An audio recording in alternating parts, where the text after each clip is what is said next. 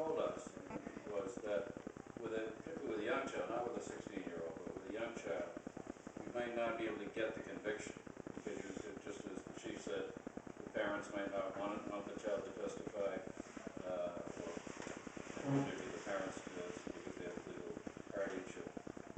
But the DAs were concerned that if you made it such that the defendant wouldn't be willing to plea bargain because he had nothing to lose if it was a mandatory sentence, they were concerned that that would weaken the opportunity to get a conviction of something.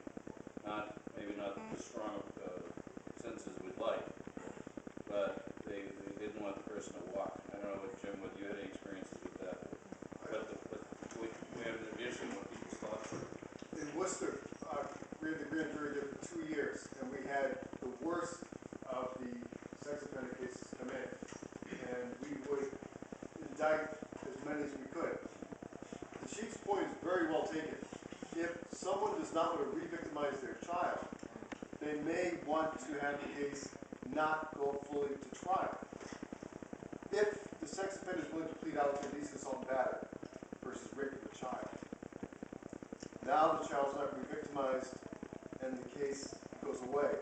Or if there's a problem with the evidence, if there's something wrong where you may not win the case, maybe then you plea bargain.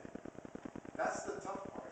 If they could provide for mandatory sentencing after trial, there's nothing left to bargain with at that point. At that point, fine. If it's something that is part of a negotiation, the senator's right, that this is something that may not lead to a guilty finding, or maybe nothing then. If there's a 1 in 5 chance of conviction, is it better to take a guilty finding of something lesser, or to roll the dice? Look at 1 in 5. If you don't get it, he's one of the 9 people wandering around without a record.